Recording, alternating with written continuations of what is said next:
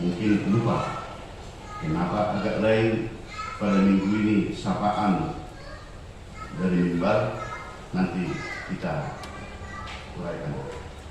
Terpujilah Tuhan, kuasanya begitu luar biasa. Kita tetap bisa berkumpul di Minggu Palma pada saat ini. Tidak terasa bergulirnya waktu itu, seperti baru kemarin kita tahun baruan, ternyata sekarang sudah memasuki Minggu Palma atau Mare-Mare. Saat ini sangat teduh kembali untuk mensyukuri kasih karunia Tuhan, karena hari Jumat yang akan datang semakin nyata untuk kita rasakan kuasa dan kasih karunia Tuhan yang tetap menyertai kita. Sebelum kita uraikan firman Tuhan yang telah kita bacakan tadi Bapak Ibu, di akhir-akhir ini kami mengikuti perkembangan informasi, dan mungkin Bapak Ibu juga dan Bunda-Budi saya yakin sudah mengetahui. Maaf, bukan saya bicara politik, tetapi ini kisah yang terjadi di akhir-akhir ini. Informasinya beberapa tahun yang lewat, sekitar 4 tahun yang lewat, ada suatu desa yang begitu sulit untuk mendapatkan jangkauan air bersih.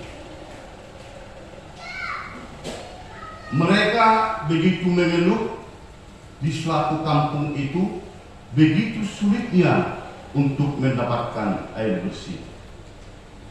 Ternyata ada seorang keluarga, seorang bapak mempunyai suatu cara mendengarkan keluhan daripada masyarakat yang tinggal di suatu desa itu, membagikan air bersih dari sumur bor miliknya, memperbaiki sumur bornya semakin banyak airnya, dan mengalirkan air dari rumahnya sampai ke desa tersebut. Sehingga apa yang terjadi Bapak Ibu? Selama 4 tahun berjalan yang sudah lewat, mulai dari yang kecil, dewasa sampai yang tua, semuanya begitu kagum dan begitu menghormati, bahkan mengeluh-elukan bapak atau keluarga yang satu ini, karena mereka tidak menagih dan tidak mau untuk menerima bayaran dari air bersih yang sudah dimasukkan oleh bapak pribadi ke satu kampung tersebut. Bapak ini begitu baik dan betul-betul sangat peduli terhadap warga yang tinggal di suatu desa itu. Maka masyarakat yang tinggal di desa itu tidak habis lagi waktunya hanya untuk menjemput air beberapa kilo untuk dipakai di rumah memasak, untuk dipakai di rumah mencuci, dan segala macam fungsi daripada air bersih tersebut. Mereka betul-betul mengatakan terhadap siapapun bersyukur karena mereka sudah mendapatkan air bersih. Ternyata seturut dengan adanya pesta demokrasi di negara kita, di beberapa waktu yang lewat, Bapak ini ikut menjadi seorang calon anggota dewan. Sebelumnya beliau tidak pernah menyampaikan itu ada niatnya yang seperti itu, sehingga memasukkan air sumur, air bersih ke kampung tersebut. Apa yang terjadi? Sesudah tanggal 14 yang sudah lewat, ternyata dari begitu banyak warga yang tinggal di desa tersebut, hanya bisa dihitung dengan jari yang di tangan yang mau memilih Bapak ini tadi. Begitu ada pengumuman sah yang mau memilih dia, hanya tidak habis jari-jari yang ada di tangan ini. Itulah yang mengingat budi baik, etikat baik, kepedulian dan rasa kasih sayang yang ditunjukkan oleh Bapak itu tadi. Beliau menggiring ataupun istilahnya itu betul-betul memastikan berapa orang yang peduli dengan Bapak ini tadi. Tidak habis jari ini yang mau mengingat kebaikan Bapak itu tadi. Maka Bapak ini pun dipancing ataupun dinyatakan bisa dikatakan emosional yang tidak bisa diredam dan tidak bisa lagi ditahan. Maka Bapak itu pun langsung memutuskan air bersih yang ada dari rumahnya yang dibiayai oleh Bapak ini sampai ke desa tersebut. Maka masyarakat betul-betul merasakan kondisi yang sangat-sangat kecewa. Masyarakat setempat merasakan kondisi yang betul-betul tidak nyaman lagi, karena kembali lagi hanya untuk menjemput air minum untuk dipakai di rumah masing-masing, betul-betul mengalami penderitaan kembali. Walaupun keluarga daripada Bapak ini ada yang tinggal di suatu desa tersebut, Bapak ini pun tidak peduli lagi terhadap keluarganya yang tinggal di sekitar. Dari cerita itu, saya juga berpikir siapa yang salah di antara ini? Apakah Bapak itu ataupun apakah masyarakat yang tinggal di desa itu tadi? Kami juga memikirkan di mana letak kesalahannya ini tadi. Tetapi itulah yang dikatakan, yang dinyatakan, bagaimana yang mungkin Bapak Ibu juga sudah pernah mendengarkan, karena itu viral di akhir-akhir ini kejadiannya di daerah Jawa di sana. Sangat berbeda sekali Bapak Ibu dengan firman Tuhan yang ada, yang sudah kita bacakan itu tadi. Kebaikan, kasih karunia, kedamaian, kesejukan yang terjadi, yang dikerjakan oleh Bapak itu tadi, membuatkan suatu bantuan, membuatkan suatu bukti nyata bahwa masyarakat sudah mendapatkan sukacita. Tetapi karena masyarakat itu tidak mengingat kebaikan Bapak itu tadi, langsung diputus. Hal itu berbeda sekali dengan yang sudah kita bacakan terkait dengan firman Tuhan yang telah kita bacakan juga.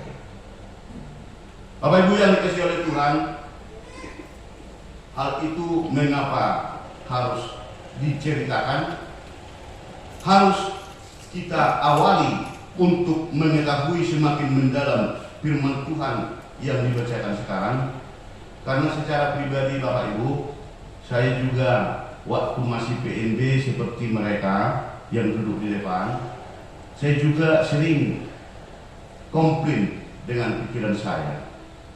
Cara komplainnya bagaimana? Apakah tidak ada lagi jemika yang mau disampaikan oleh para pembawa khotbah ini? Karena ini nyata. Mau Natal itu khotbah. Itu yang disuarakan dari depan pembawa khotbah. Ini mau hari kematian, itu juga khotbah. Begitulah pergumulan di dalam pikiran saya waktu masih anak muda. Ternyata Bapak Ibu, saya yang keliru menafsirkan, saya yang kurang menguasai bahwa apa hubungannya khotbah ini di saat hari kematian dan di saat Natal. Karena itu sering ini menjadi nats khotbah kalau mau Natal dan di saat Natal. Begitu juga khotbah di saat mau merayakan hari kematian Yesus Kristus. daripada terdampak oleh seperti yang kami alami di saat masih anak muda dulu. Sekarang kita gali, kita pelajari untuk kita ketahui, oh di situ ternyata letaknya. Mengapa khotbah apa seperti yang sudah kita bacakan itu tadi, seperti yang dikatakan oleh ayat pertama, ketika Yesus dan murid-muridnya telah dekat Yerusalem dan tiba di Betfage yang terletak di Bukit Zaitun, Yesus menyuruh 2 orang murid-muridnya. Dan dengan dasar itu dibuatkan menjadi tema daripada ibadat kita. Lihat, rajamu datang kepadamu, atau idama naroma rajam tumopot. Ini tema yang familiar, tema yang sering dikumandangkan kalau Natal telah tiba. Ternyata itu pun sekarang dikumandangkan menjadi tema ibadat kita. Apa yang menjadi jawabannya? Mengapa seperti itu? Jawabannya Bapak Ibu, bahwa inilah merupakan suatu penggenapan Allah akan firman Allah yang sudah disampaikan oleh para nabi di Perjanjian Lama, seperti yang dinyatakan di Zakaria 9 ayat 9.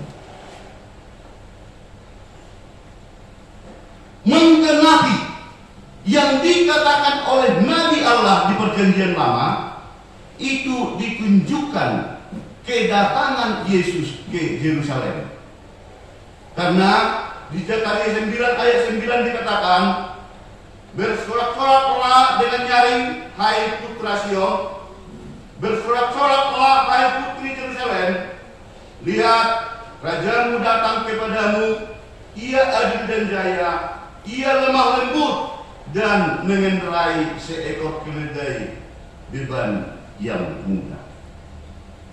Kalau Yesus tidak datang, bahwa yang dikatakan oleh para nabi di Perjanjian Lama itu adalah bohong.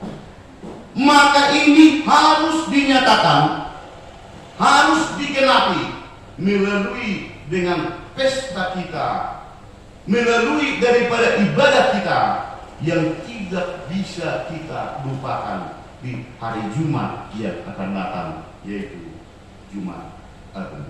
Maka jawabannya adalah penggenapan Allah seperti yang sudah disampaikan oleh para nabi di Perjanjian Lama. Manang naung pina jojo ni akka panuliran di bahasa di buku Manang di Padan Nero.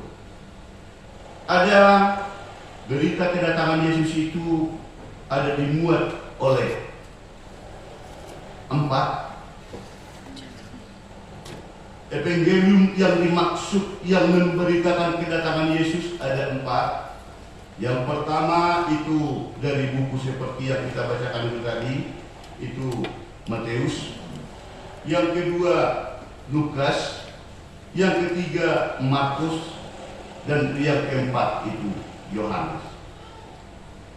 Mungkin Bapak Ibu juga sering bertanya, sering bergumul di dalam pemikiran, kedatangan daripada Yesus ke Yerusalem seturut dengan bukunya yang dituliskan di Matius, begitu juga di Lukas, begitu juga di Markus, ada bentuk seperti perbedaan.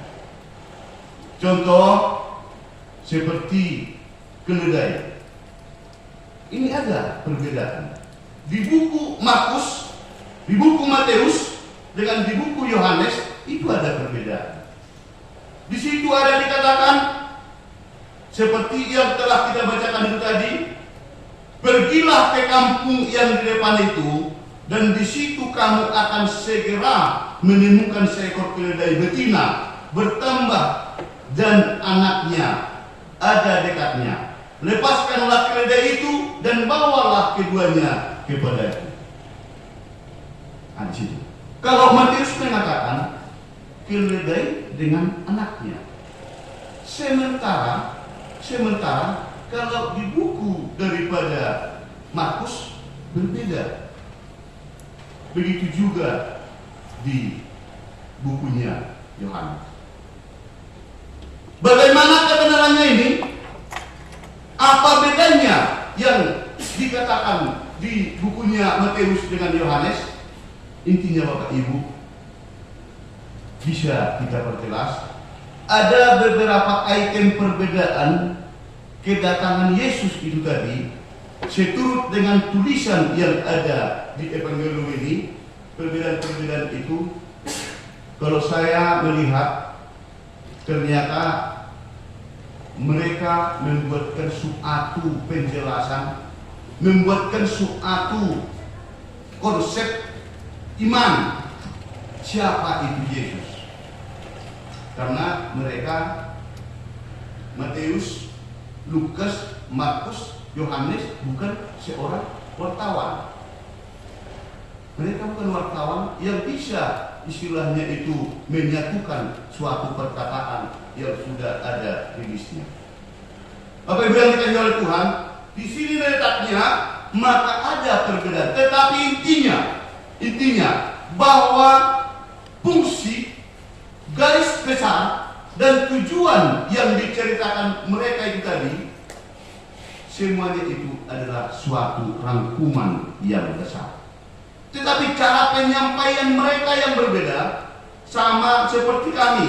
Andaikan ada suatu rilis atau suatu kejadian yang diberikan secara garis besarnya, si A membuatkan judulnya seperti ini, si B membuatkan seperti ini, si C membuatkan seperti ini. Maka tidak menjadi suatu problem ataupun suatu yang menjadi suatu pergumulan berat, kalaupun ada perbedaan seturut dengan kedatangan Yesus ke Yerusalem yang menaiki keledai. Yang kita garis bawahi, tidak ada di antara mereka bahwa Yesus bersama dengan murid-muridnya datang ke Yerusalem menaiki kuda. Tidak. Tetapi semuanya mengatakan kedatangan Yesus bersama dengan murid-muridnya adalah naik keledai. Di situ dia Bapak Ibu yang sangat-sangat kita lihat. Apa arti dan apa hubungan kenapa kita harus perjelas hal itu tadi?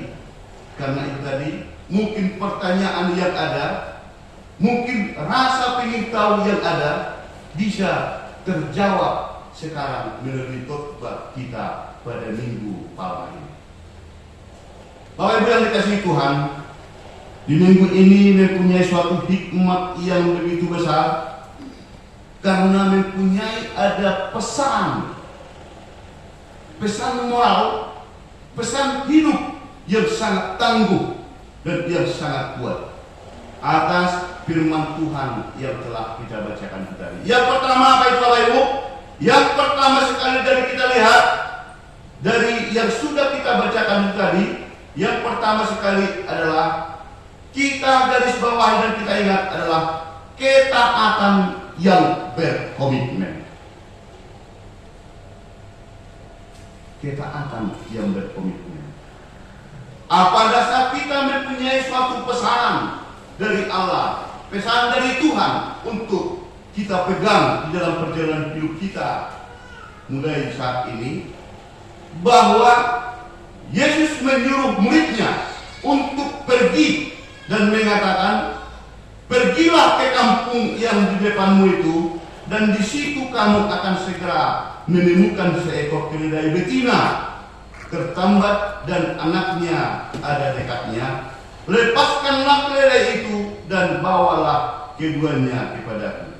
Dan jika ada orang menegur, kamu katakan, Tuhan memerlukannya, ia akan segera mengambilkannya. Dari kejadian nyata di saat Yesus, murid-murid itu taat untuk mengerjakan apa yang diperintahkan oleh guru. Murid itu langsung pergi, mereka berdua langsung pergi dan tidak neko-neko. Kalau anak sekarang mungkin, Raja, kau pergi dulu sebentar ke sana. Iya Pak. Belum sampai di situ ketemu kawannya, ayo ke situ sebentar, karena ada di situ kawan yang lagi makan bakso. Yang diperintahkan oleh orang tuanya ini, yakin saya bisa jadi lupa karena asik nongkrong, melenceng. Tetapi firman Tuhan mengatakan pada saat ini supaya betul-betul kita taat terhadap yang diperintahkan oleh Tuhan dan komitmen untuk tetap menjalankan apa yang dikehendaki oleh Tuhan. Murid-murid itu tidak berpikir terlalu banyak. Andaikan mereka memikirkan kita disuruh mengambil keledai ke kampung itu, nanti bagaimana kalau orang masyarakat di kampung itu menuduh kita seorang pencuri atau maling? Kita nanti habis digebuki. Mereka tidak berpikir seperti itu Bapak Ibu. Tetapi mereka taat atas perintah Yesus dan mereka langsung mengerjakan. Ternyata benar ada yang menanyakan, yang punya keledai itu tadi langsung menanyakan, dan mereka langsung menjawab seperti yang dipesankan oleh Tuhan Yesus. Tuhan memerlukannya, ia akan segera mengembalikannya. Hal itu terjadi supaya genap firman yang disampaikan oleh Nabi. Katakanlah kepada putri Sion, lihat rajamu datang kepadamu, ia lemah lembut dan mengendarai seekor keledai beban yang mudah. Itu yang pertama Bapak Ibu.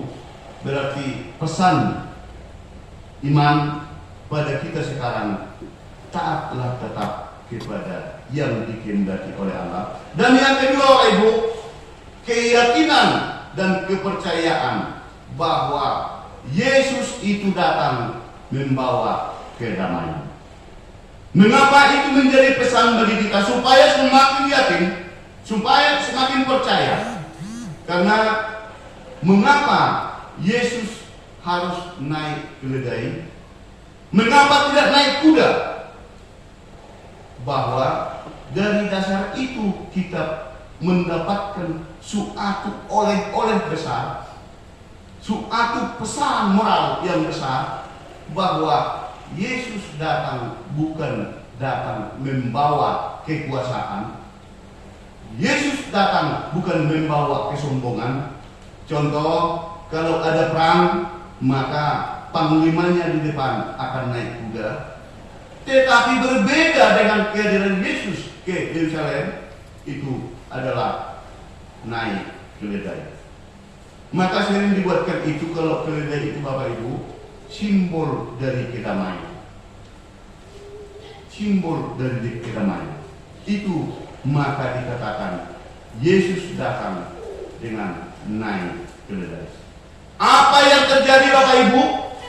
Apa yang terjadi mudah-mudi? Sesudah keledai itu datang, maka mereka membuatkan pakaian. Ada yang mengkantingi kayu-kayu di pinggir jalan dan mengatakan, katakan kepada, maka pergilah murid-murid itu dan berbuat seperti yang ditugaskan Yesus kepada mereka. Mereka membawa keledai betina itu bersama anaknya, lalu mengawasinya dengan pakaian mereka, dan Yesus pun naik ke atasnya. Orang banyak yang sangat besar jumlahnya menghampalkan pakaiannya di jalan. Ada pula yang memotong ranting-ranting dari pohon-pohon dan menyebarkannya di jalan. Bapak Ibu yang dikasihi oleh Tuhan, keyakinan daripada muridnya, keyakinan daripada orang yang menunggunya di Yerusalem, dan kepatuhan mereka ditunjukkan secara serius, secara benar-benar. Dari kondisi ini Bapak Ibu, keyakinan dan kepercayaan yang sudah terjadi terhadap yang didatangi Yesus di Yerusalem itu dipesankan kepada kita itu dipertegaskan kepada kita bahwa yakin dan percayalah bahwa kedatangan Yesus supaya membawa damai di dalam kehidupan siapapun yang mau menyambut, siapapun yang mau menerimanya. Maka kalau dikatakan masih adakah damai di hatimu, sulit mungkin untuk menjawab, sulit untuk mungkin membuatkan suatu buktinya. Berarti kalau tidak ada damai di hati kita, berarti kita tidak meyakini bahwa Yesus telah hadir di dalam diri kita masing-masing. Maka Benyamin dikatakan Bapak Ibu, percayalah jikalau kita menerima seperti yang dikatakan di tema kita tadi, lihat rajamu datang kepadamu. Berarti datang pun kepada kita. Kalau kita membelakangi dan bahkan kita berlari menjauh dari Yesus yang datang itu kepada kita, maka tidak bakalan bisa menjadi wujud nyata pesan moral, pesan iman ini menjadi suatu milik kita, Bapak Ibu dan Ibu. Yang ketiga, pesan apalagi yang harus kita bawa menjadi oleh-oleh kita ke dalam hidup kita? Pesan apalagi yang kita bawa kepada keluarga kita? Pesan apalagi yang kita bawa terhadap keluarga kita, dengan tetangga kita, dengan semua yang kita kasihi? Yang ketiga adalah pengharapan yang teguh. Pengharapan yang teguh. Begitu murid Yesus dan Yesus sampai di Yerusalem, maka para yang hadir untuk menemui, yang berkumpul di pinggir jalan itu tadi, mengatakan ataupun betul-betul mempunyai suatu keinginan yang begitu besar, mempunyai suatu permintaan yang begitu tinggi, maka mereka mengatakan Hosana, Hosana. Coba, masih ingatkah muda-mudi apa arti Hosana? Coba, apa arti Hosana? Ada yang ingat? Ingat apa? Belum pernah mendengarkan apa arti Hosana? Atau tidak pernah membuka dan bertanya terhadap Google apa arti Hosana? Sering itu Bapak Ibu. Pikiran yang masih terang benderang, mereka juga lupa. Dan inilah maka dikatakan tadi, begitu pentingnya di saat-saat Minggu Palma ini kita betul-betul membuatkan suatu pondasi yang kokoh di dalam kekristenan kita. Membuatkan suatu oleh-oleh yang besar. Pesan ini menjadi suatu kekuatan di dalam kehidupan kita, di dalam berbagai macam ragam kehidupan. Perubahan, Hosana, lepaskan kami. Itu yang langsung disampaikan orang yang begitu banyak. Maka tadi kami coba mengatakan, karena sapaan orang Kristiani biasa dikatakan itu tadi, sering mengatakan Shalom, jarang mempergunakan kata Hosana. Sementara ini bahwa Hosana ini tadi merupakan suatu permohonan yang diyakini seperti pesan Minggu, pesan iman di ibadah kita sekarang. Pesan Minggu Palma ini mengatakan, yakinkan diri kita, kuatkan komitmen kita bahwa pengharapan yang teguh kepada Tuhan Yesus, pengharapan yang penuh kepada Allah, dengan banyaknya pergumulan, dengan banyaknya itu kondisi kemelut, banyaknya itu problem, maka mengapa mereka mengatakan Hosana begitu melihat Yesus datang? Karena mereka mendapatkan suatu kondisi yang memprihatinkan dari bangsa Roma atau dari kerajaan Roma. Penderitaan mereka ini dengan kehadiran Yesus, maka mereka akan dilepaskan dengan kehidupan mereka yang memprihatinkan, dengan kerajaan Roma yang tidak sesuai dengan hidup yang dijalani oleh bangsa ini. Dan itulah yang disampaikan kepada kita Bapak Ibu pada Minggu Palma ini. Mungkin ada di antara kita Bapak Ibu yang mengalami pergumulan yang berat di dalam kehidupan. Mungkin ada itu kondisi yang mengalami yang tidak stabil di dalam keharmonisan rumah tangga. Mungkin ada pergumulan di dalam mencari pekerjaan yang tidak bisa menaiki jenjang untuk lebih baik.